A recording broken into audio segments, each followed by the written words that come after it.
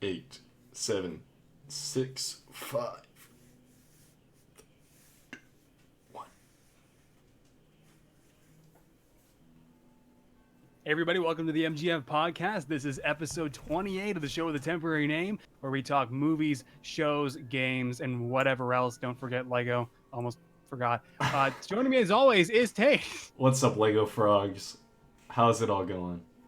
Lego frogs. That That's should be your new mascot, Tate. It shouldn't be Tarzan Lizard Man. You're Lego frog. no. The viewers, the fans of the show are the Lego frogs. Let's just jump into it. All right, Phil DeFranco. Oh wait, that's the wrong one. I turned on my display capture. Okay, here's the tortillas. Oh man. Here are the tortillas. Who wants some tortillas? I promised. Look You at and them, me. dude. Those are good. You see that, Ross? Yeah, Has it man. popped up yet? They were good last night. I made them good. There it is. I made them right. They were tasty. Wait. Oh, I can see them. Nice. Aren't those? Looking good, my Look dude. at those. Those are homemade. I ground the corn flour myself. I didn't do that. You grounded the freaking corn flour. The corn flour is grounded, ladies and gentlemen. I didn't. I said ground, sir. It's MGF grounded. You It's sent the corn flour to its room. all right. Anyway, tortillas We've got a aside, big show today. we got. Yeah, it's pretty good.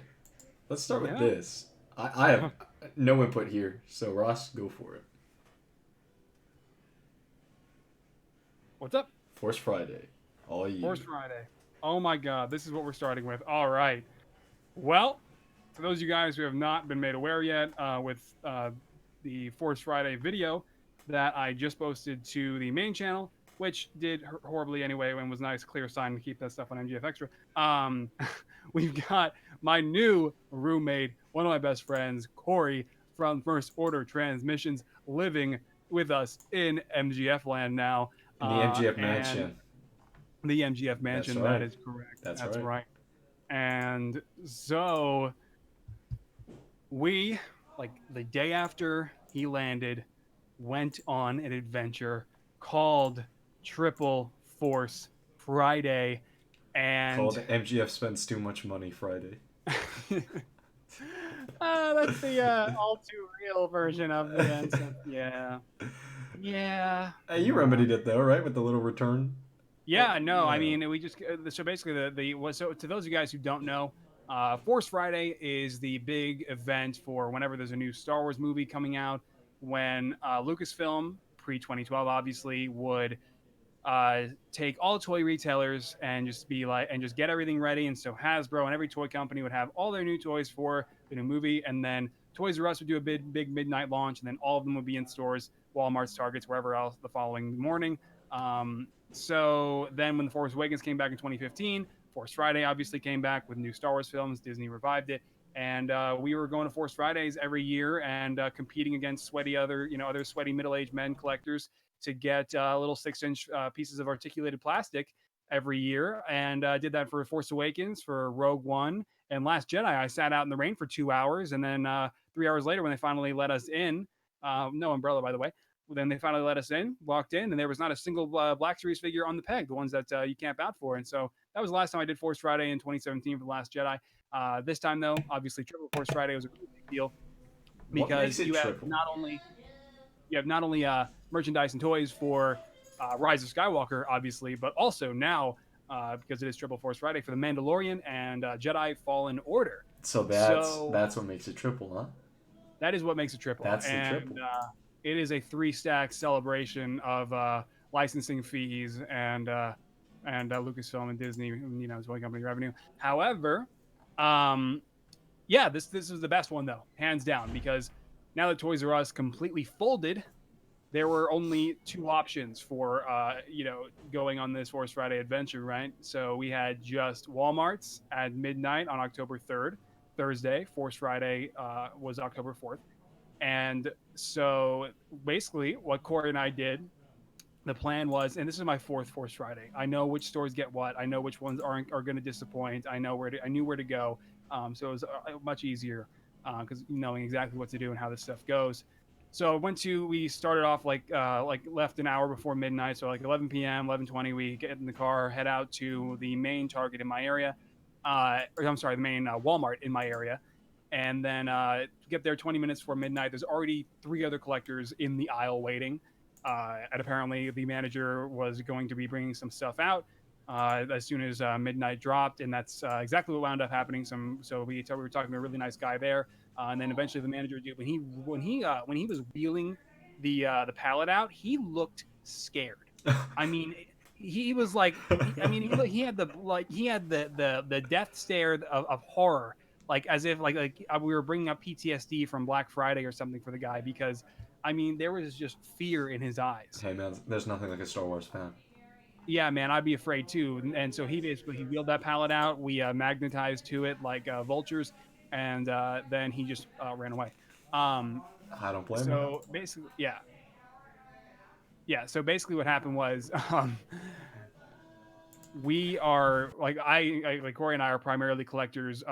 Called the 6-inch Black Series, and Tate, I think I sent you a slide of like the haul and everything that we got that night. Um, it should be a separate photo in there, but uh, so we collect 6-inch Black Series figures, and Hasbro this time they really just threw us for a loop, because to make Force Friday special, they took the Black Series and also released first edition Black Series figures in white packaging. So Black Series figures in white packaging, saying first edition on them, Because and that's it not looks cool. confusing. What? I said, because that's not confusing. Yeah, man. And I didn't really care what pack. I mean, I keep my figures sealed most of the time, Right. and I didn't really care what color the packaging was going to be. So just so long as I didn't get a mix of black cards and white cards, it would have been really weird for the collection, because that's just really awful and inconsistent. Mm-hmm. However, uh, so yeah, he puts the pilot down at this first Walmart, and so we go for the Black Series figures, and we both get 2 sets each, because he collects the Black Series figures too, Corey here, and then he's in the background, you just can't hear him, and then also. Um, uh, he also collects the 3 3/4 inch vintage collection figures, which are basically just 3 3/4 inch figures that are pretty articulated, that have always been around, and made their resurgence in 2011, 2010, 2011, and finally came back recently in the last couple of years. And so they had a really strong wave of figures for both the 6-inch Black Series figures, and then also the 3 3/4 inch figures as well. However, obviously, I'm not talking about a lot of Lego here, and that's something I really should have opened with this whole discussion, because I mean, every other Lego YouTube and their brother have reviewed all the new sets, and so I feel like everything that needs to be said has already been said or seen. And considering, Tate and I's very vocal dissatisfaction with the sequel trilogy, I didn't feel drawn to an updated Millennium Falcon, pretty much a very similar one to The Force Awakens, with new paneling and weaker minifigures for another $160, or Kylo Ren's, personal shuttle, which is really great and nice. It has the proper color scheme now with actual functioning wings and a really nice solid set of minifigures. But again, that's another like $120 that I really am just not prepared to drop right now. And then so the rest of the sets I just found to be really weak or overpriced, and so I completely avoided those altogether. But really quick, Ross, there's Yeah, one exception, and there's one that is Lego Yoda. Lego Yoda. Never. I'm gonna get real close to mine. Only once before did we have a like foot-long statue of Lego Yoda, and that was in 2002, ladies and gentlemen, before most of you were probably born. I just want to say, having Lego Yoda back in my life has has caused nothing but beautiful, gorgeous things. Alright, Lego Yoda has saved me once again. And I will never be able to repay him. Dude, I'm going to get that $100 Lego Yoda as soon as possible. And we are going to form a new religion. A new religion? You mean we're no, instead of reborn Christians, we're reborn Yoda followers. Dude, I am a born again Lego Yoda. God. That's what it's gonna be. I am gonna get that Lego Yoda figure, and I'm gonna make a brick built M16, and I'm gonna take it to every Lego con up the coast. And I'm gonna say this is it. Dude, they had plenty of Lego Yodas to go around, so I mean, it's gonna be a new revolution.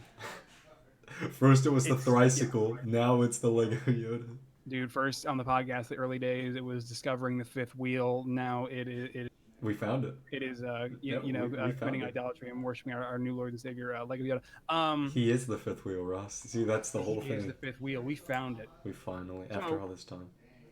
to yes, getting back on track. The rest Hey, of the Rise of please Skywalker review says, Lego Yoda. Wait, Ross, you know what? No, dude, we're we are still making a stuck meme on this. video of Lego Yoda at some I point. I That will costs about $100. spend the $100 it takes, and I will put a review up of the Lego Yoda Dude, on I this will channel. hop on a plane and go out to California and we'll start our own church. Oh my Um, god. Okay, Lego Yoda. okay, Ross, we'll talk after the podcast. I have an idea, but It's gonna be anyway. the Lego Yoda ministry.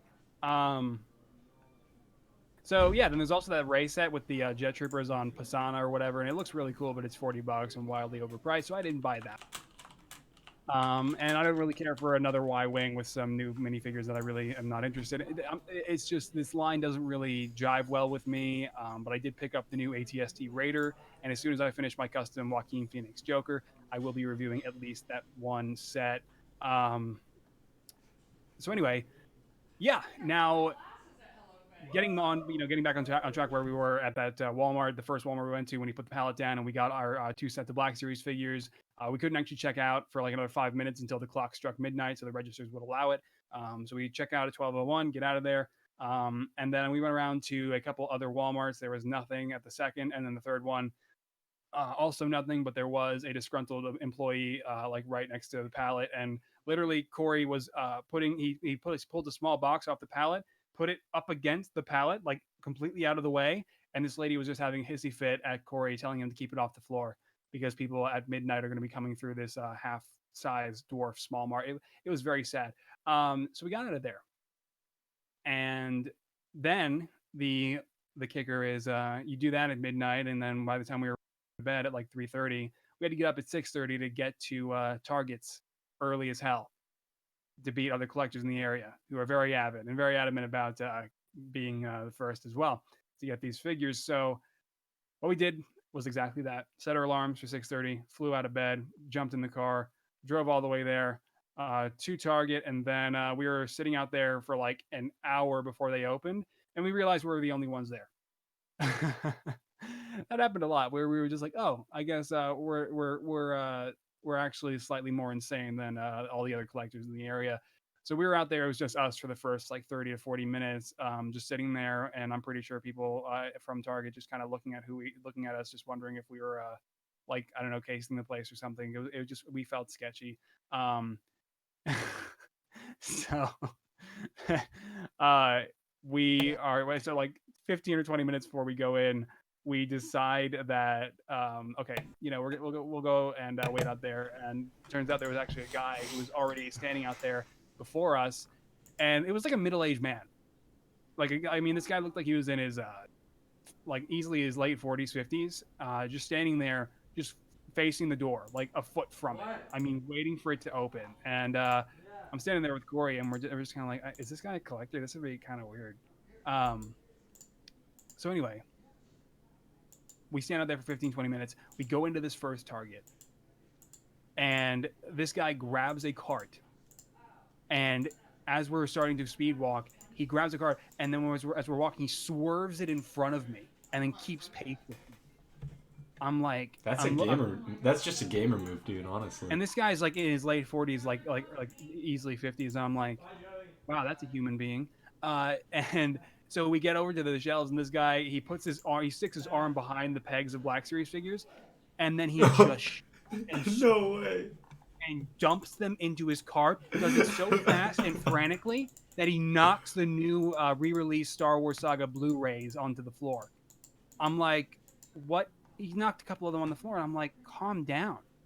I mean, you look like, dude, you're like probably half a century old doing this. I'm like, what is going on? Dude, he's a gamer. All right, stop trying to impress him. Went, like full sweaty gamer mode, And Corey and I had already found the figures the night before, and they didn't have the special edition, first edition rather, white packaging Black Series figures. So we were just like, okay, whatever. But we did get the this really cool figure. It's a carbonized Mandalorian. And by the way, if you want to see any of the stuff, any of the figures we got, I did post a full Force Friday haul video over on the main channel. I really should have posted it on MGF Extra, but it is up on the main channel anyway. It's a really fun video. So yeah, but the carbonized Mandalorian was an exclusive figure to Target. It's basically the regular Black Series Mandalorian, just with it's got like a shiny finish. Basically, Hasbro, just for various different retailers, they just repacked a couple of the Black Series figures and just hit them with some like chrome spray paint crap. Or just extra sealer. It's very odd and very cheap, and definitely a cash grab, which we bought into. So essentially, what happened was we got those figures, and this guy is like just like a vulture, like a hawk, just watching in the background. I saw him, and then they pull out the card, Target employees, and they're opening more cases of figures. Like there are more than enough to go around. Like Hasbro actually did a pretty good job with distribution this time, which they hadn't the first couple of years with Force Awakens and Rogue One. So essentially that happens, and I grab an ATST Raider, we book it out of there, head over to the next place, which was going to be GameStop, because GameStop was going to be getting a carbonized second sister Black Series figure from Jedi Fallen Order. So by this time, we have the full set of Black Series figures. So we've got the new Rise of Skywalker Rey, the new Kylo Ren, the new Cal Kestis, second sister, Mandalorian, and whoever else that I forgot. And so we're at GameStop, but the funny thing is I figured we should go to the GameStop in our mall, because the mall used to get a pretty good selection of figures when new stuff would come out. So we go into the mall, we go into the back, and the mall wasn't supposed to open until like I want to say like 10 a.m. So we're in there at like 9 in this empty ass mall, sitting in front of this GameStop, and there's no activity in the whole building. Nobody else is opening. It's like nothing. So I checked the clock, and it's like the mall doesn't open until 10. So I was like, oh. So then we got up and just booked it out of the mall, and we just drove over to GameStop, which actually happened to be next to the first Walmart that we had visited in the first place, midnight the night prior. And so we go in there, we find everything. They also have all the Black Series figures and the carbonized metallic looking second sister figure. We get that one, and we're ready to go. Corey even gets some Batman versus Ninja Turtle figure sets. It was pretty amazing. He buys the cheapy Mandalorian wallet and some Mandalorian Funko Pops, and we're ready to go, and their systems are down. So we were in there for about 30 minutes while they got disconnected from IT, GameStop IT, 15 minutes in, and then we just had to wait, and they were just restarting their systems. It was very awkward, just standing in an empty GameStop early in the morning, just waiting to buy our toys. So anyway, we got through that. And now it's time to head over to Target, where Tate, the weirdest thing happened, because about a week and a half prior to Force Friday, it went up on an Instagram page, Yakface, that if you go to GameStop and tell them about the Black Series Clone Commander Fox, the Shock Trooper commander from the Clone Wars who shot fives, yeah, that guy, there's a figure coming out of him. But there were no pictures leaked, no pictures in circulation. Nobody even knew what the figure looked like. So, but if you went to GameStop and you told them to look it up, those keywords actually bring it up in their system, and you could pre-order it. I was like, okay, this is the first time I'm actually pre-ordering a figure in store. So I go over there, pre-order a couple for Corey and I because he was flying in, and I was like, there's no way they're gonna actually get these like on day one. Like this is gonna be something that's like these in November or something. Yeah, no. So I call them up, and they're like, yeah, we got 4 in transit. UPS is dropping them off today. It's probably gonna be in a couple hours. So we go get some food, head over there. But before we do, we drop by a Walmart on the way. We had visited this Walmart the night before, but now we were visiting it around, I want to say, 10 a.m., 9:30, 10. And so we go to this Walmart, the second one now. The first one for actual Force Friday. We had visited all 3 Thursday at midnight the night prior. So this is our first Walmart of the day on Force Friday. We go in there, and they have a full set of the Black Series in the white packaging, the first edition white packaging. We're like, oh my god, because we had now bought both of our sets in the regular cards. the regular black design. So essentially, what happens is Corey and I decide, okay, we're gonna buy this figure set, take everything home, and then return whatever we don't need, or help out a few friends because now we have extras. Whoever didn't get certain figures. So turns out everybody got everything. Um, and surprisingly, nothing really was selling out. You could still get these figures relatively easily online in various places like Amazon, Target, etc. So then we get those figures. The wallet starts to be depleted, and we head out of there, and then we go to GameStop. We actually then we went back to another Target. So this is our second Target for the day. And this Target was pretty much picked clean, not much in there really anymore. We were just going in there for the hell of it, just to look around. There's nothing there. It's already picked clean. We leave and head over to Best Buy across the plaza. And we're looking at the 3 3/4-inch figures. And then we ran into a really cool guy named Janky Figs, I think, on Instagram, if I'm not mistaken. He's you can see him in the haul video on my main channel. And he was really cool. A guy who lives about 40 minutes away from me, and he saw that we were looking at, that we were clearly Star Wars fans going around on Force Friday, and turns out he had driven like from 40 minutes away because his local town really didn't get a lot. And Corey hands him a card for his First Order Transmissions podcast, now being rebranded to the Kessel Run Transmissions. I probably got a couple extra S's in there where they shouldn't have been. However, Corey hands him a card. I hand him a card, and he goes, "Wait, you're Michael MGF?" And I'm like, "Oh my god!" So oh my god, the customizing legend. Are you the customizing legend cool, man. himself? I mean, and he turns out, yeah, dude. He lives 40 minutes out and works at this really cool theater. And we might be going to head over there to see The Mandalorian on their screen there. It's yeah, I mean, it's just wait, they really screen The Mandalorian? They're doing screenings? Yeah, they're very I think it's very like local small theater, and they just they just play all kinds of stuff for each other like privately, and that's super sick, dude. That's yeah, man, sick. and yeah, so just a really cool guy, and we went to GameStop, got our mystery Commander Foxes, and the pictures of the figure actually didn't even show up until the day of, like Friday morning. It's when we actually saw the figure and realized it was going to be making it to the locations. And they had 4 of them, and so Corey and I got ours that we had on pre-order. Jake got one, and then I think somebody else got the other.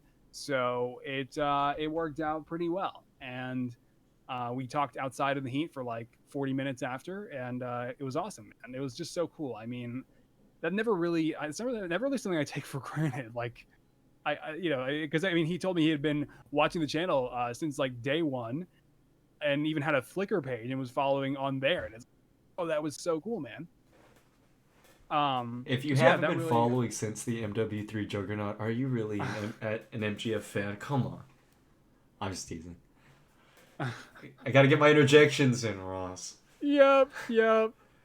But yeah, so that was really cool. And then I don't think we visited anywhere else after that. I think that was it. Yeah, that was it. And then we headed home for a bit, did our Force Friday haul videos, and literally had to do it on my mattress because I've said it many times on the podcast already. I want to do a room tour, but the fan fell out of my ceiling, and we did make the attempt before my buddy Corey here, my new roommate, landed. We did try to get the new fan in, and it turns out it's a bit more complicated than what we signed up for. Fan installation sucks, dude. My fan fell out of my ceiling, 2 years ago? Yeah. And it's not fun. Yeah, and there's like a brace up there that's not cooperating. It's like there's like some glop glue shit up there, like a mound of it that's like throwing it off. It's uneven. It's a whole thing. Had to carve out the hole in the ceiling a bit more. It's become an ordeal. So we couldn't take any footage or any photos out there. It's dark as hell in my main room, except for my lights that I use to paint and make figures.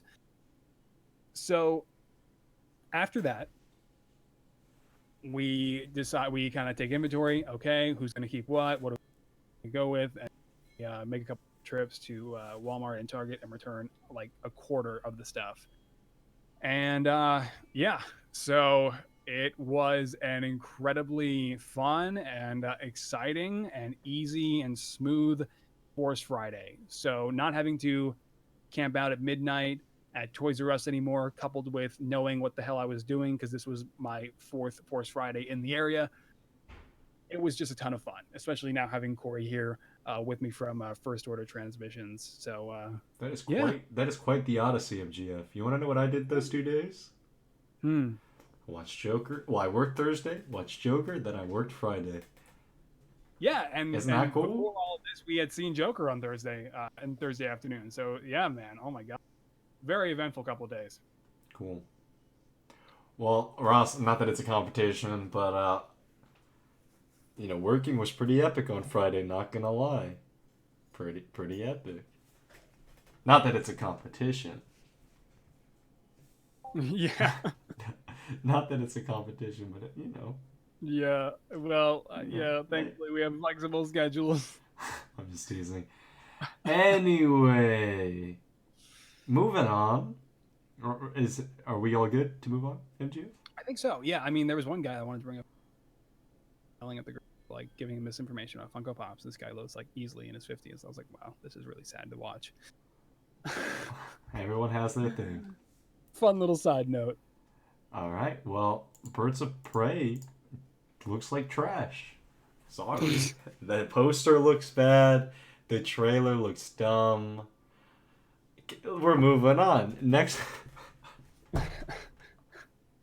Ross, that's the discussion. Do you have anything to add besides that? Because, dude. Listen, man, again, to me, I'll go through the spiel. The DCEU is a big post-credit scene right now, missing its 2 leads. I'm looking forward to it. I'm looking forward to the Harley Quinn movie with the Birds of Prey thrown in. I don't understand the costume design. I think it is a huge step down from Suicide Squad. I don't know why Helena Bertinelli can't have some purple stripes in her clothing, or why Canary can't have like a blue jacket, or just anything to signify that they are the characters from the source material from the comics. But you've also got Victor Zsasz in there with no scars, no tally marks. Doesn't really seem like the crazy serial killer that we know him to be. And he also has hair, which is fun. And then I'm sorry, I said Victor Zsasz. We got Sionis in there, who, of course, is Black Mask. Yeah, man. And he's played by Ewan McGregor, which is fun, but it doesn't mean it's going to be great, because he's already, like you said, kind of deviating from the source material a bit by even giving somebody like Victor Zsasz the time of day.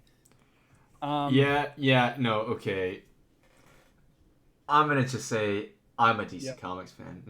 That's not a surprise to anybody who watches the podcast.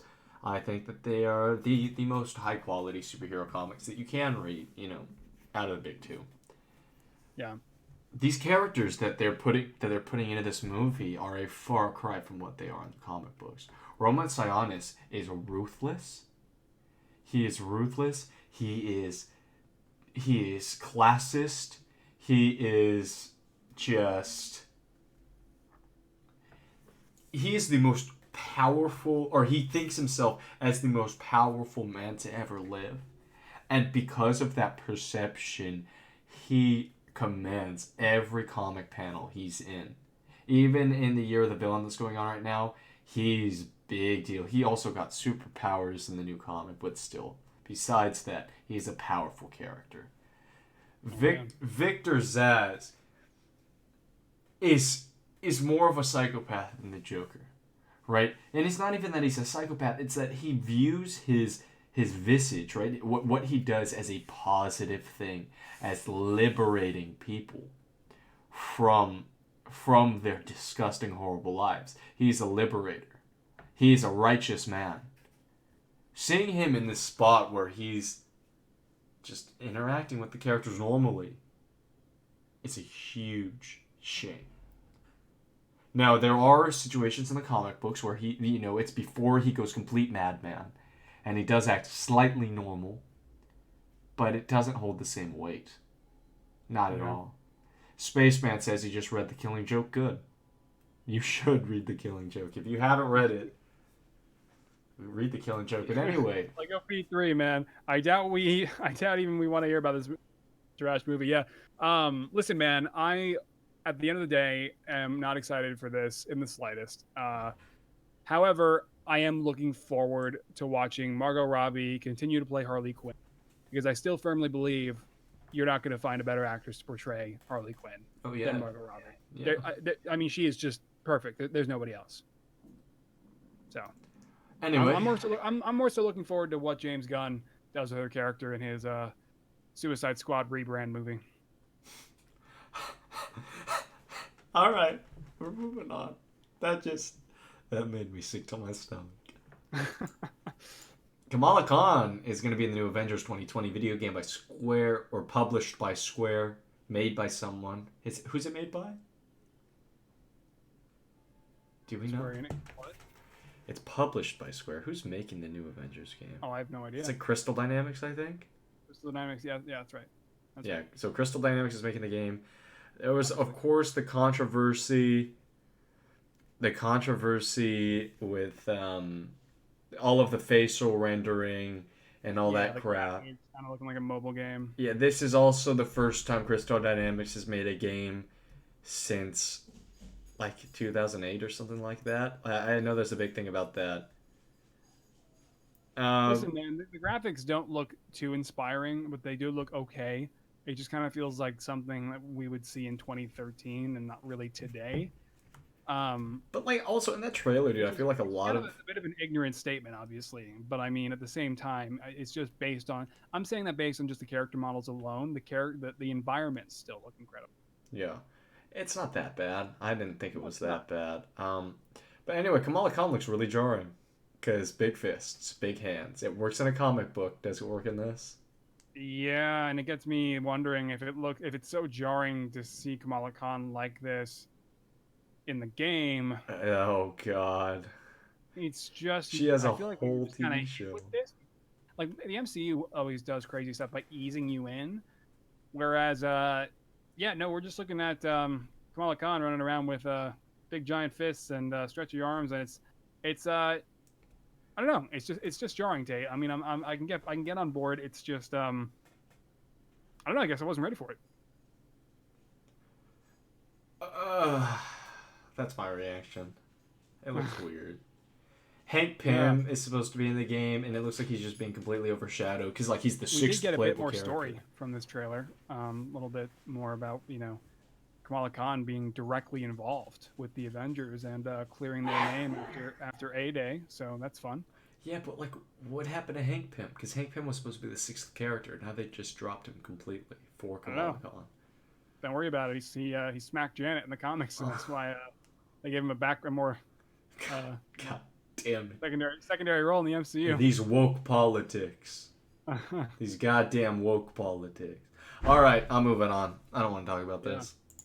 Tom Holland saved the MCU, quote unquote. No, I don't buy it, dude. I'm sorry. Ross, background, please. Yeah. This came out like a few days ago when Bob Iger book. He was on Jimmy Kimmel, and Kimmel brought it up. Like, is it true that Tom Holland actually stepped in to reconnect Disney and Sony to encourage them and get them to form a new deal, renegotiate, and actually do it? But it's like, listen, man, Tate and I kind of had this conversation before we even started. How much of this are we really going to buy into? That, the fun, flashy story is that during D23, Tom Holland listed Bob Iger's contact info, gave him a call, and said, "You've got to fix this," and they did. It's like, shut up. How much truth is there? Shut up, Bob Iger. Shut up. Here's what happened. Here's what happened. The translator's coming in. The corporate doublespeak translator. As that's my role in the channel now. Okay, I really think that the whole Sony Disney thing, like we talked about last week, I think it was last week, right? Episode 28. They had never stopped the conversation. They had never stopped the conversation once, I don't think. Right? Yeah. They never stopped the conversation. They never planned on it going, as far as it did. Or maybe they did, to drum a pipe. And now they're painting Tom Holland as the hero, so we feel more connected to him. So now he's a hero in the movies and in the real world, so we'll be more inclined to buy movie tickets. Now here's the thing with Disney, and this is kind of what the show The Boys, shows. We see these characters on screen, and we already love them, right? We already love when we see them on screen, but bringing them into our lives, bringing them into our households, memorizing these characters, memorizing these people, They're typecasting him into Spider-Man. They're making him Spider-Man in the real world. They're making him a hero in the real world, so we'll be more inclined to watch his movies and buy his toys. And that's kind of insane that we're in that stage of entertainment. Yeah, because I think the world went on now taking Spider-Man being in the MCU and with the Avengers for granted, and never again. And it really kind of this whole display between Disney and Sony, I think, gave Spider-Man quite a boost now. Mm-hmm. Like, this is now seeming very, very strategic. And how can we say it's unintentional when every piece is falling perfectly into place? Right. It worked. Well, it worked for some people, for the majority, for the populace, and that's. Well, I'm saying for Disney's objective, Disney and Sony's objective, right? Of course. Drumming up attention around the character that may not have otherwise been there previously. Yep. Because now MCU Spider-Man is more relevant than ever. Even most relevant. He hasn't been this. Like, the conversation hasn't been this crazy and active since the deal was first made in 2015. Yep. So, will I make Edith glasses? No. It's just going to be the black and red Spider-Man suit and Mysterio when I do get to my Spider-Man Far From Home figures after Endgame in several months. And I'll be making a Play-Doh elemental. You know the big elemental monster at the end of the movie. I'll be making that out of Play-Doh. Yeah, out of clear Play-Doh. Yeah, Spaceman Customs says even MGF bought the Iron Spider because he thought Spider-Man is out of the MCU. Yeah, no, I mean, Spaceman, I would have bought that figure anyway. I don't personally think there's ever going to be an Iron Man suit in the MCU that I'm going to like more than Iron Spider. And at the end of the day, the Iron Spider Hot Toys figure is still going to go really well with the Endgame Iron Man Mark 85, Tony Stark with Nano Gauntlet, Endgame Thanos with Infinity Gauntlet, and Captain America. So no regrets there. But yeah, that was expensive, as Hot Toys figures are. Yep. So, yeah. But I think that's pretty much that. But yeah, we're not playing into it. Okay, so let's talk Joker. For those, but before we talk, the movie Joker, let's talk about MGF Joker. Yeah. So, I'll be honest, I wasn't really thinking about making a Joker figure. I knew that it'd be very easy to do and very simple, and so far it has been. I just haven't had it after designing this poster recreation and getting it out there. So the original intention was to finish the figure and have the showcase up last Thursday. That didn't happen. I got pretty busy.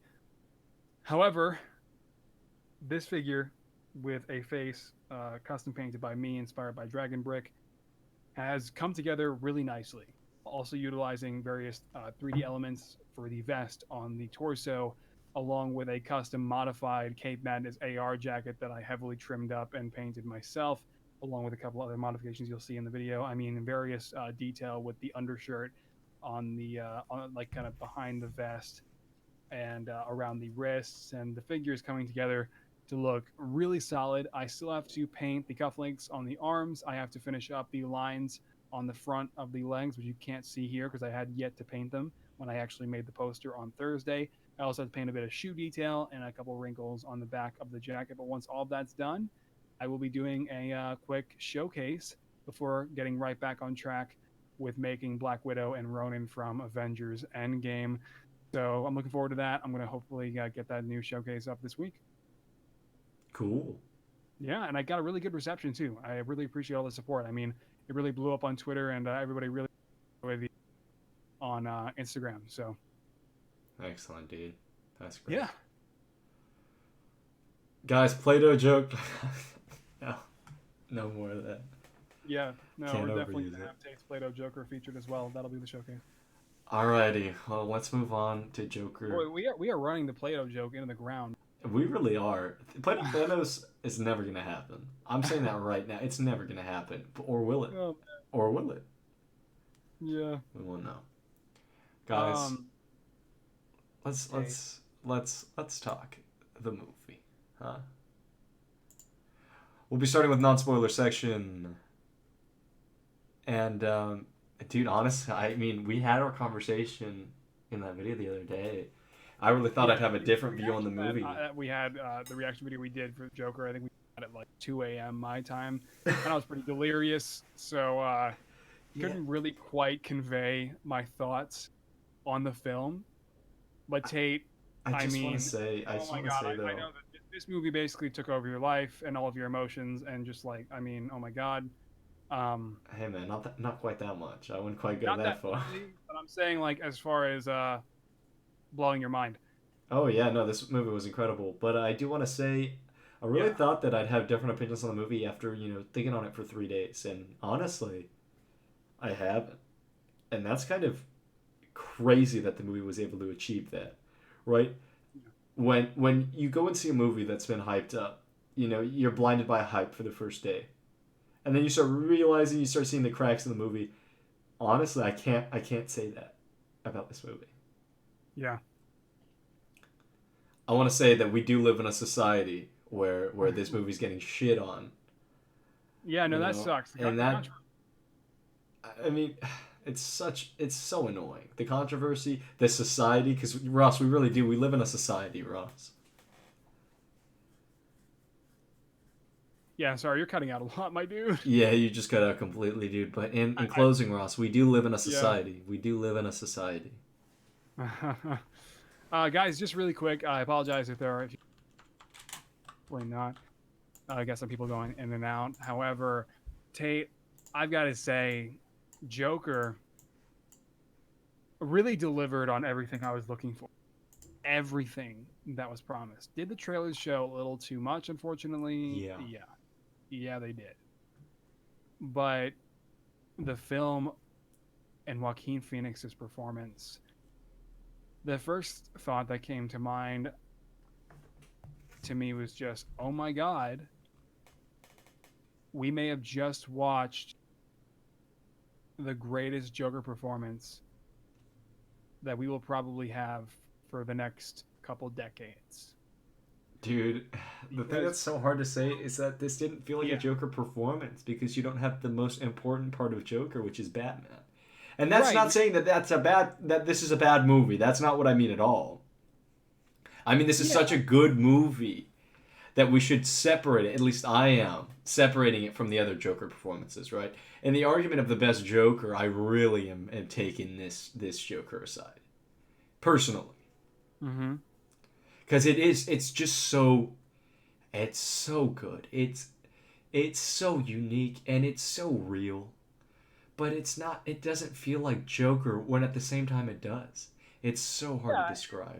I get that. And I mean, we've talked about this, is like you can take all the DC elements in the film and there are a lot more connections to everything from DC and a lot more so than I was expecting.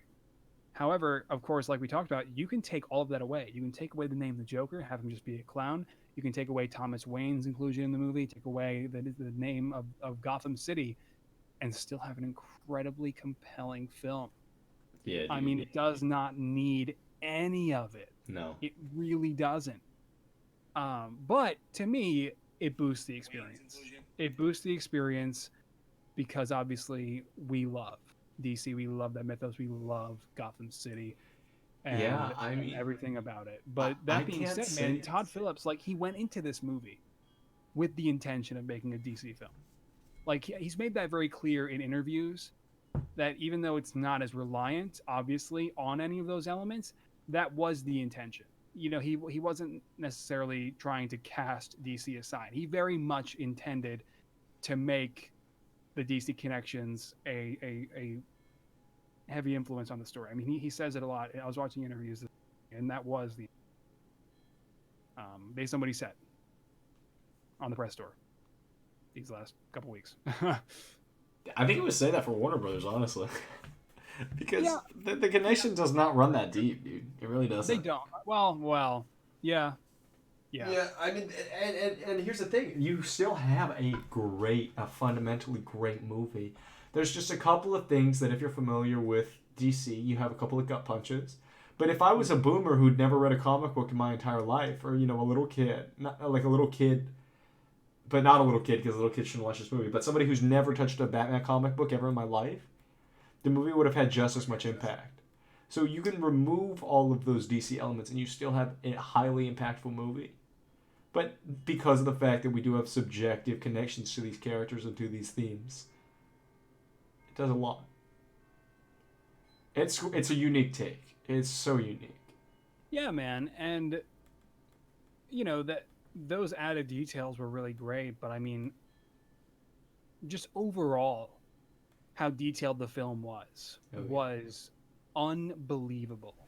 I mean, Joaquin Phoenix's performance is so detailed as he's playing this person who is suffering from a mental illness and other conditions, and he's not coping well in Gotham City, right? And obviously no spoilers in this section, but I found his performance to just be so compelling and to just so thoroughly exceed every expectation that I had. It was when we bone-chilling, already dude. knew Joaquin Phoenix was going to be incredible. That was given and a guarantee, but Tait, it takes a lot to immerse me in a film. I don't know what it is with me, but part of me is always somewhere else watching a movie. It's very hard for me to be completely immersed all the time.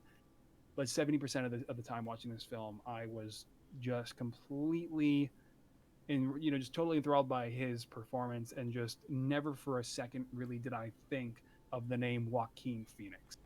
I was watching a real person named Arthur Fleck in 1980s rugged, disgusting Gotham City. And it was just so authentic because of his incredible performance. Yeah, dude. That I think will God. be the game as far as Joker's time in media and in live action films is concerned. But I could not believe all the subtleties. I mean, with the laugh, the small things, man, with the snorts that he would do trying to control himself. The body language. Dude, his eyes, the body language was just so... It was a whole other level of real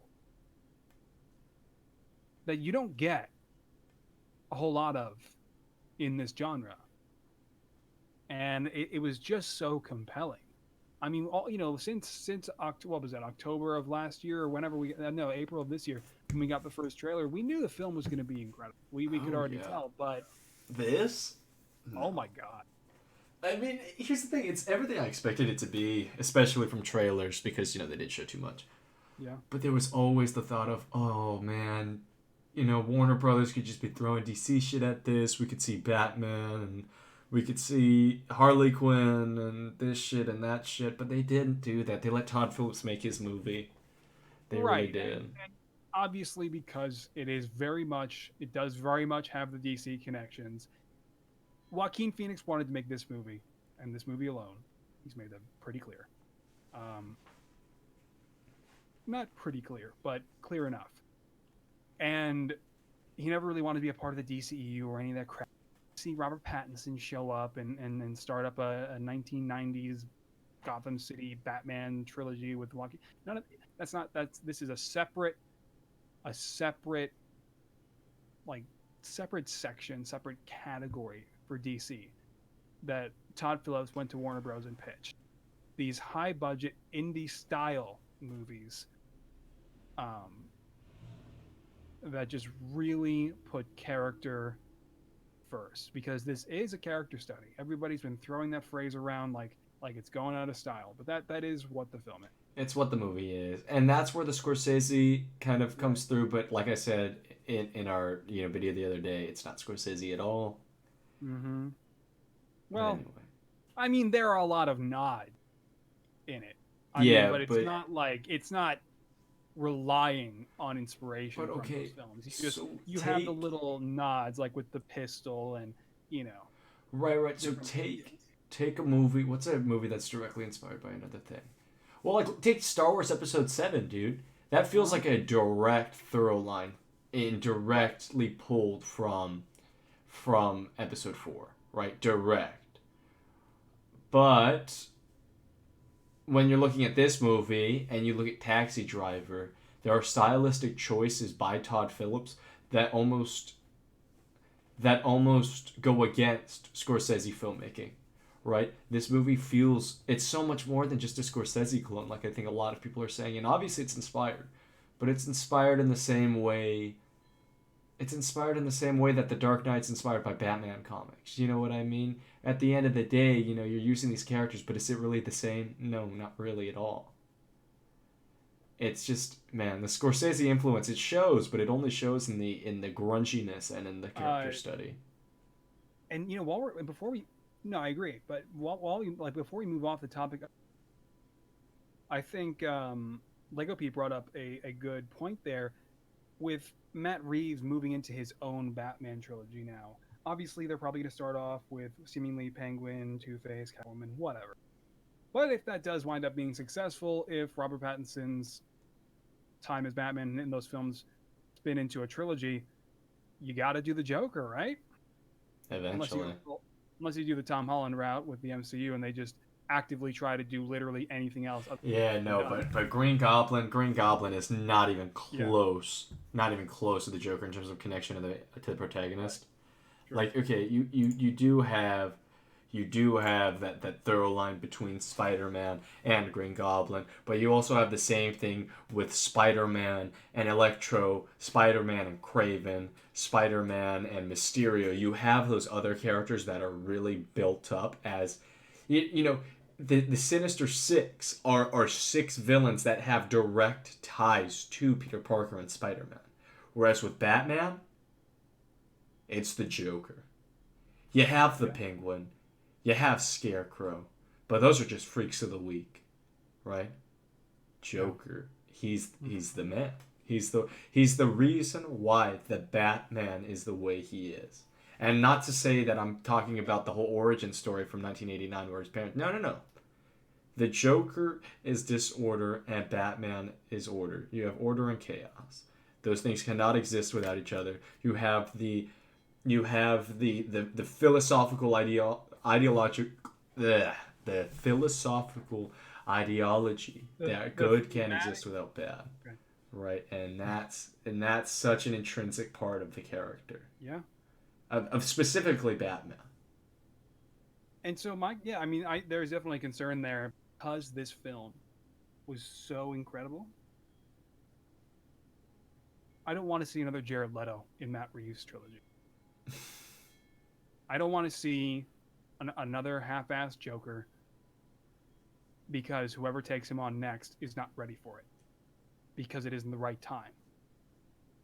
Because, Tate, maybe in 10 or 20 years, a new actor will emerge who can take on the Joker again.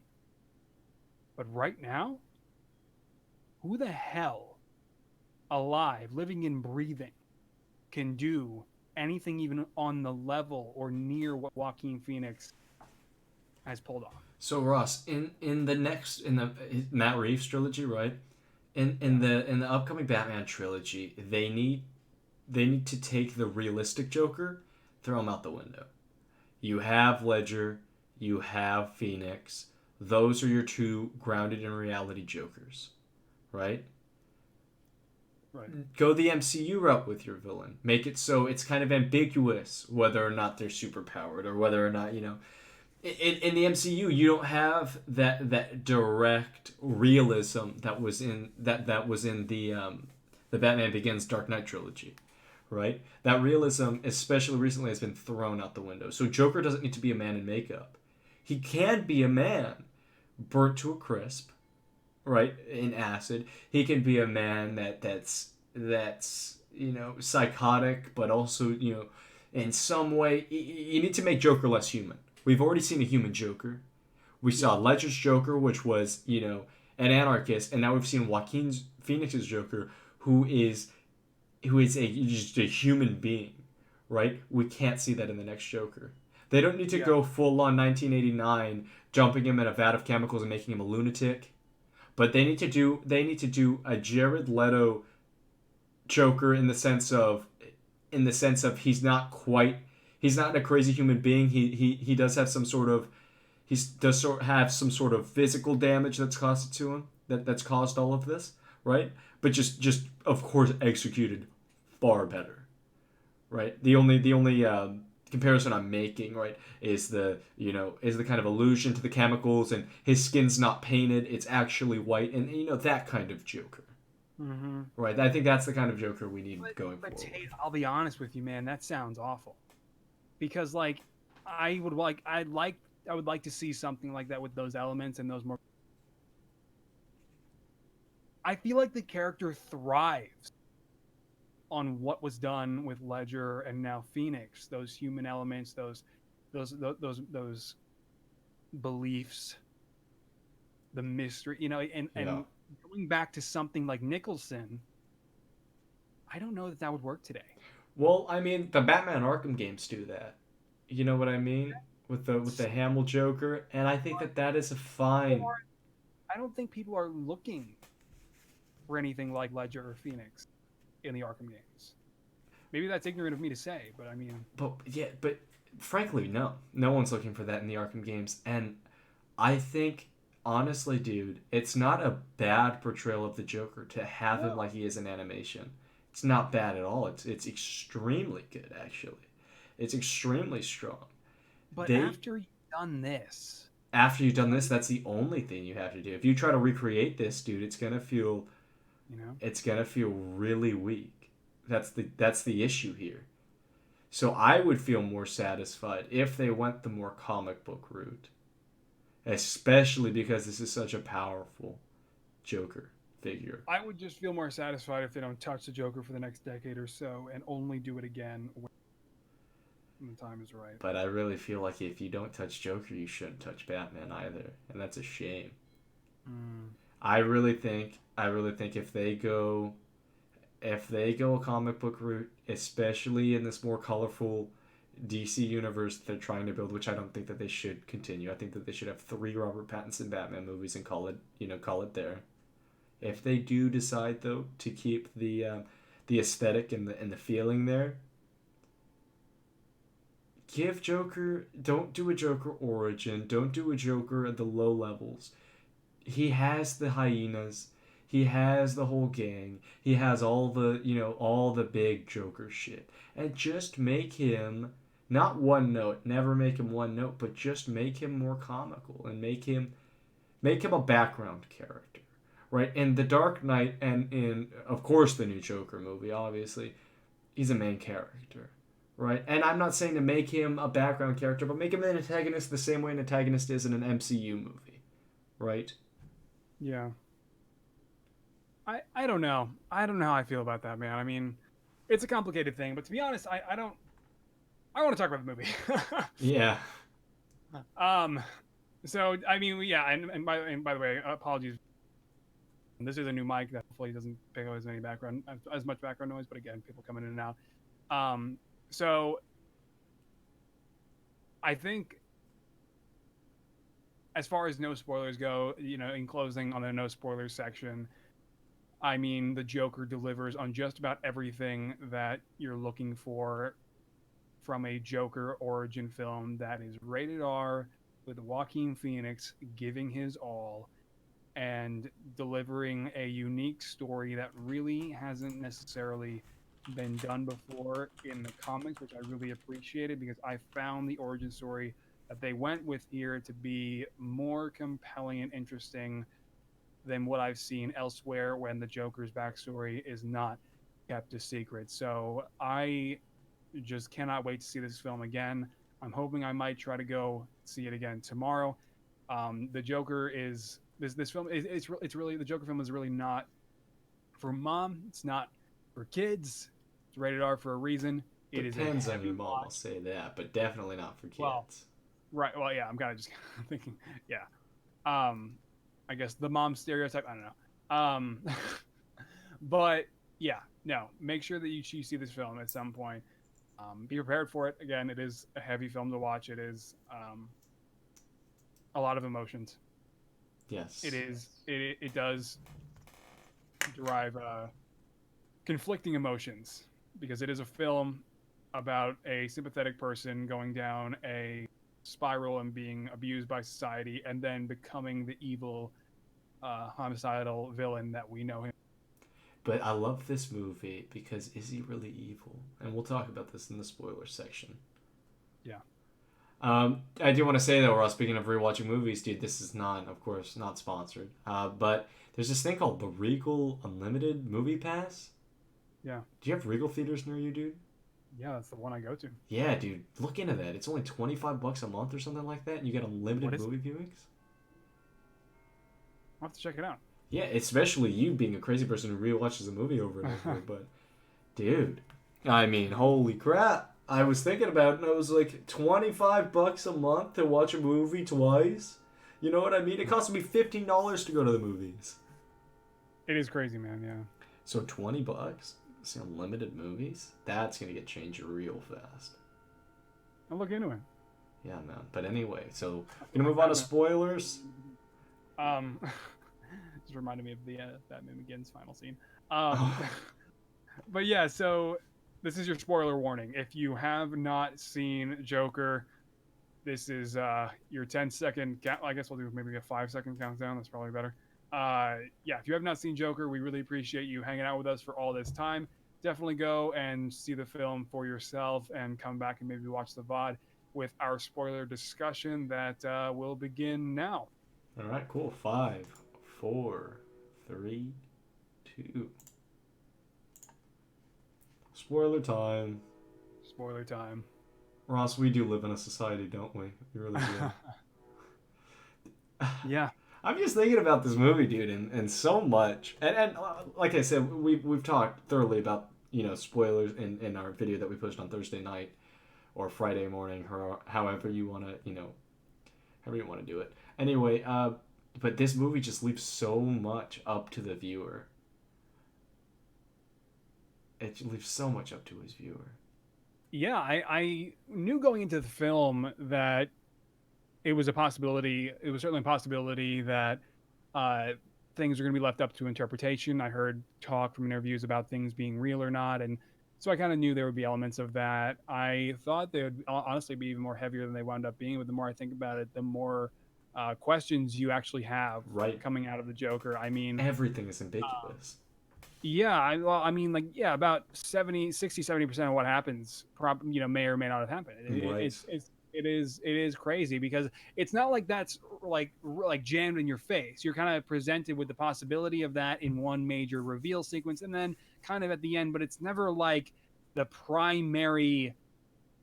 It's never really given center stage. The idea that the whole movie could have been a total fallacy. That's how you should do it. That's how you should leave ambiguity. It should not be important whether or not the movie happened. In the beginning, and then it's kind of something you fester on, and then you think about it, and you're like, whoa, wait. And I think that's really cool. Yeah, no, and like I just said, man, if you're making a film and you want to keep things ambiguous and you want to leave it up to the viewer, don't put it center stage. Yeah. It doesn't matter. It doesn't taint the enjoyment of the movie. Right? I don't care that Ross and I view this movie differently. It makes me enjoy it more. Excellent movie. So, to me, some of the more surprising elements I heard Joaquin Phoenix kind of say that he had not looked at any source material, so he didn't go back and look at Ledger or any comic run, Camel, nothing like that. To pull off this performance, which I think is great, and their inclusion of the persistent laughing actually being the condition that is very real, and giving that to Arthur to kind of propel the story forward in various important scenes was genius. And why the hell has that not been used for the Joker in the past? Yeah, that's a big thing, dude. Why is this a new idea? I mean, it was incredible. Whether it was whether it was on the train with the kid, or or was that a bus? That was a bus. That was a bus, wasn't it? I think no, that was the metro. That was a metro, and then also, but yeah, and then on the train with the Wayne guys. Right on the subway with the Wayne guys, dude. That's his first kills, and then in the comedy club.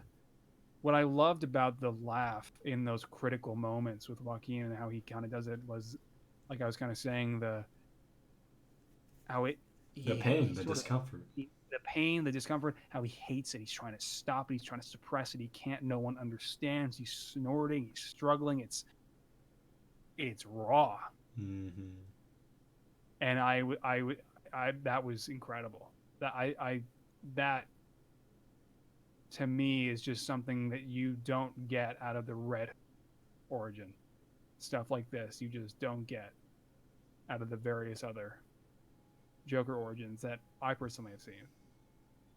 And all of that then coupled with how distraught he is just from how he's treated at his job playing a clown.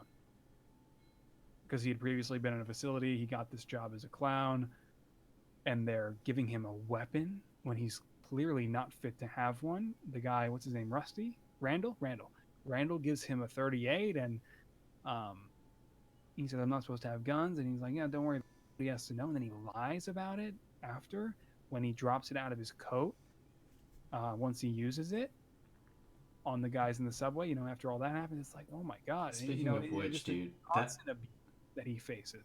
That hospital scene was one of the best in the movie. It balances discomfort. You feel discomfort the second the scene starts because you know how depressed this person is.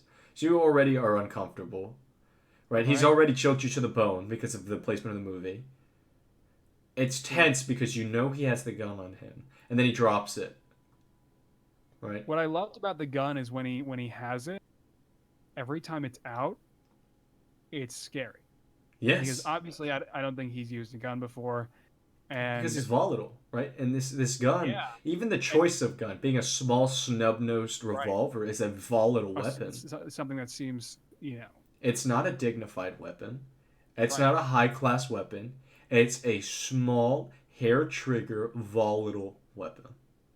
What I loved just about like it, him when he first pulls it out, and he starts basically dancing with it, and it's gonna go off. When it does, oh my god, is the gunshot just so heavy and real? It was like, whoa. You just felt it. You knew it was coming, but it just somehow it was still just so raw and real, and I was like, oh my gosh. Yeah, dude. And so that, and then obviously the big moments when he discovers that Thomas Wayne may be his father, when he's reading the letters that his mom has been, I guess, sort of obsessively sending out in hopes that Thomas Wayne will get them out of their situation and their living situation. That was nuts. That was really crazy. Well, speaking of Wayne, are you still in the? Do you still subscribe to him actually being Thomas Wayne's son? It's certainly possible, but when you really take inventory of what we're seeing, you really weren't given enough evidence. You got Arthur's cover-up sequences that he kind of created in his mind of what probably happened, because none of what he was reading really described his mother at all, that he's known 3 decades of his life, and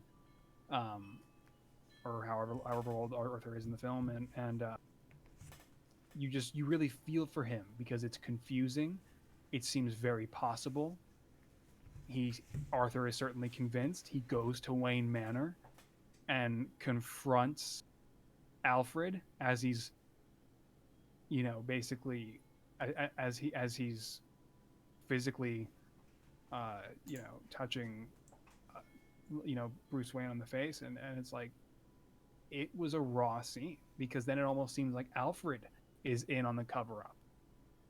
Right. And you really feel for Arthur because even Arthur says, I don't want anything. I don't want to make a big stink out of it. He just found out that his father might be Thomas Wayne, and he just wants to meet him.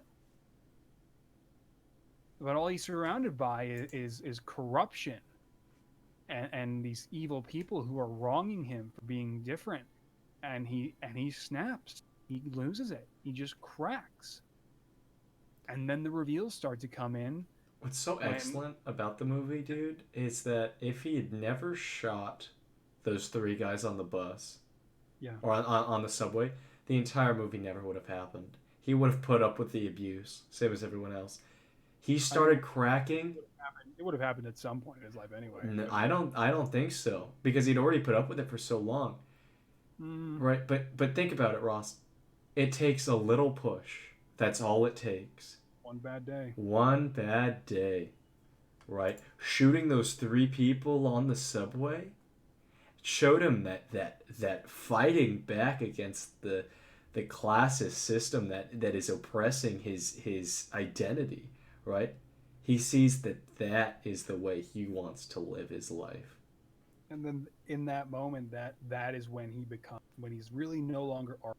Right. And he becomes the homicidal, murdering maniac that we know him to be. I would argue that he's no longer Arthur Fleck as soon as he sees those adoption papers. He's no longer Arthur Fleck. He's just Arthur.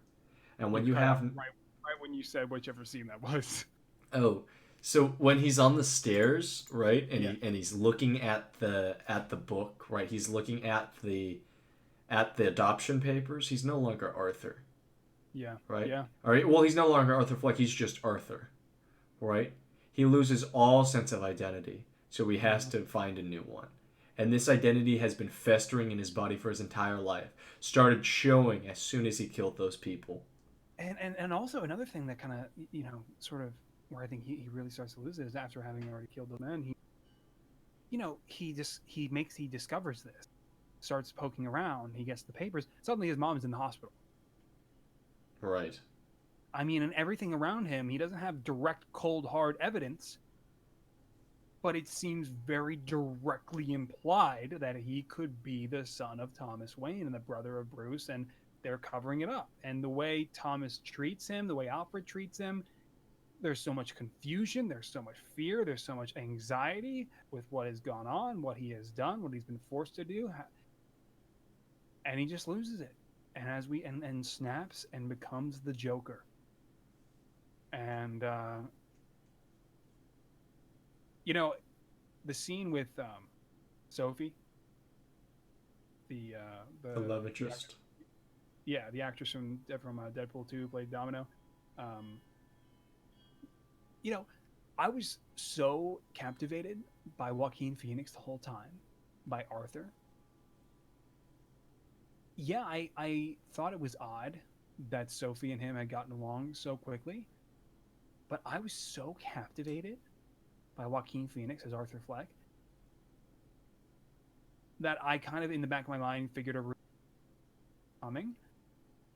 But when it finally hit, I was reminded of how unnatural that was. How quick her inclusion in the story sort of escalates romantically and personally with Arthur. It was just out of nowhere. It was unnatural. But again, I was just so captivated by his performance, by watching Arthur, that I still actually did get the satisfaction of that predictable reveal. And that moment when he's in her apartment and she's scared and confused and he just looks like a monster and says, "I had a really bad day." Whoa. And then he turns around, the music builds, he puts his fingers to his head just like in the elevator. I personally subscribe to the idea that he probably killed her and maybe her kid. But maybe not. Because he also let Gary go. I do think that that's out of character because of him letting Gary go. I mean, but and that's again, it's open to interpretation because he very well could have. Right, and that's something that makes this movie so incredible. Everything is up to interpretation. In his mind, it almost seems like he may have made up a small story, like a story to himself that she had betrayed him or something. Right, we don't know. He might have vilified her in his mind, made her into a bad guy, one of these people wronging him, and she wasn't even involved. He's losing it. He's become the Joker. He's lost it. He's now that guy. He's now that villain. You cannot understand him anymore in those moments, and especially if that is what he did. As he walks out of that room and going on the talk show, he's going on to see Murray and. Well, I mean, this is really the birth of the Joker. This part of the movie, this section of the movie, we're seeing Arthur Fleck's gone. Right, Arthur Fleck is completely gone. Yeah. But I mean, those scenes when he's going down the steps, I gotta say, Tate, one thing that I really thought was missing from really the birth of the Joker sequences is when I feel like the laugh kind of disappeared, and that part of the story. And right, and we did talk about this on Thursday or Friday, or however you want to say I think it. we did talk about this. But yeah, that the night of the Thursday night, or actually it would have been Friday morning, 2 a.m. But yeah, no, there's not a final almost something. I don't want to say he gives into the laugh, right? But I want to say it's something where the laugh starts uncontrollably, but then it starts becoming a controlled laugh. It starts uncontrollably, and then he sees into it and accepts it. Not even accepts it, because we don't see the laugh at all when he becomes the Joker, right? But almost a sense of he can stop it, but he doesn't want to, right? Right. A situation where he is now in full control of when he laughs and when he doesn't, because we do see that. As soon as he becomes a Joker, he stops the laughing, right? Because like I said on Thursday night, Friday morning, if anything, it's when he should have been leaning into it the most. Right. But anyway, I was really, really thinking that because a lot of tics, and because of a lot of neurological disorders directly linked to anxiety and stress, right? It was showing that he's now freed from that, right? He's freed from the shackles. Right. I just man, because of like the I forget which run is it when he gasses everybody in the room when he is on a show. I forget. When he gasses everyone in the room, he does it like 3 times. I know what you're talking about, though. I know what you're talking about. Wait, what? Joker in the comic books? No, isn't there? Or is it an animated film when he kills the talk show host and everybody in the room? Yeah, no, he does that in a few things. Yeah. Yeah. Well, because of that, I figured that Todd Phillips was probably familiar with that, and I imagine took some inspiration. Maybe, I don't know. But because of that, I certainly had in my mind, okay, yeah, Robert De Niro is going to get shot. He's done. But still, when it finally happens, when Arthur finally airs his grievances, he admits the murders and calls out society and how he feels he has been wronged, and how he was wronged in these situations, in these circumstances that pushed him to becoming this murderous villain. Again, with that gun, every time it goes off, and especially when he shoots Murray, it's like there's something so cold and raw about it, as he then incites the revolution, which he already had done with the subway, with the the murders on the train. What's so nice is that going into the Murray Franklin show, into that, he has no ties to the revolution whatsoever, no ties at all. But you almost see these cogs turning in his head, saying, I killed these guys because they had wronged me, because society had wronged me. He starts building his narrative based upon the masses, and it shows manipulation, it shows confidence, it shows that he's a cunning and sly, manipulative, almost evil person now. Arthur Fleck was not evil until the end of the movie, until he said, oh, I realized everything I had done. As soon as that's revealed to us, not so much revealed, but as soon as that's confirmed to us, oh man, that's when we started living in a society, dude. Oh my god, we do live in a society. Yeah, and as the film closes, when you see the revolution of the clowns running through the streets of Gotham rioting, I thought the Wayne murders being shoved in was unnecessary, but I could Until live the with end. that was okay. But That's all right. also I was thinking about that too, and then this is one thing that changed because I thought that was kind of shoehorned in. But you show you have the scene at the end, you know, when he's laughing at the lady in Arkham, and he says, "Oh, I was thinking about a joke between me and him," and then it cuts to Bruce Wayne with his parents. That was insane because that's an entire allusion to the Batman mythos. That was Right. insane. I thought so. Kind of over thinking about it, I thought about that scene. I was like, holy crap! After our conversation that day, I was like, no, the Wayne death. That's nice. That's fine. Yeah. And one thing that I really liked about it was just that you could really see how this would go down in history as the emergence of the Joker. When that Bruce Wayne grows up and becomes Batman, you know this is the event, the footage he will always look back on as the night his parents were murdered and the night the Joker emerged. I'd love to see the same universe 20 years later, where you know Batman has been Batman. So like let's just assume Bruce Wayne is like 8 in this movie. So Batman's like 28 years old. He's been Batman for like 3-4 years, and the Joker is just a symbol, right? He has no power. He has nothing, but he's a symbol, and all of the other Batman villains take that symbol and run with it. Wouldn't that be an incredible movie?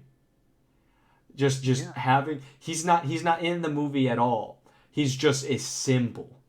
That's it. That would be incredible. And I never want to see that movie. Yeah, right. I never want to see that movie to clarify, but you know, seeing other villains take inspiration from him. I don't want to see anything else in this universe that Todd Phillips created. No, I don't either. No way. But just imagine like hypothetical in your head what that would be like. This film just tells such a complete narrative in such an authentic world. I think the book has been opened and closed with this, in my opinion, definitive Joker origin film. And when I say definitive Joker origin film, it's not that there is a definitive origin for the Joker, is that there likely won't be a better Joker origin film, possibly in our lifetimes. So this kind of goes back to what I was saying in the non-spoiler section, that we shouldn't go to a realistic Joker. We also shouldn't explore the Joker's origin. We should do, you know, pull that from the Dark Knight of not knowing where he came from, not knowing how he is the way he is. Right? Just if you're gonna put Joker into the Robert Pattinson movie, just really, really laser focus on the dynamic between them, because that's all that matters, and that's what the Dark Knight did. We even see the dynamic in this movie. You know, like I said, with the line of joke between me and him. You know, stuff like that. But yeah, I love that, man. Seeing them meet for the first time and knowing where that leads. oh man, Chilling. Absolutely chilling. And when you get to that final sequence, Tate, I was concerned. I was concerned watching the final revolution sequences because the writing sequences rather, because I was like, oh no, are they going to go the Gotham route like the TV series or a few other different stories I've seen surrounding the Joker? Are they going to say that Arthur was never really the Joker, just the first one, and so he was the symbol that inspires the actual Joker, and the Joker is just an idea, and this wasn't actually him? I was going to be pissed. And arguably, because of that final scene where there's a possibility that none of it was placed, that could still be the case, unfortunately. But I cannot tell you how tired I am of that spiel, of that narrative, of that concept. I personally want to see the Joker. And I am glad that wasn't the case, because I thought when that ambulance hits the police car, I was like, oh, and they just killed Arthur, and that's what they're doing. And I was so relieved that was not the case.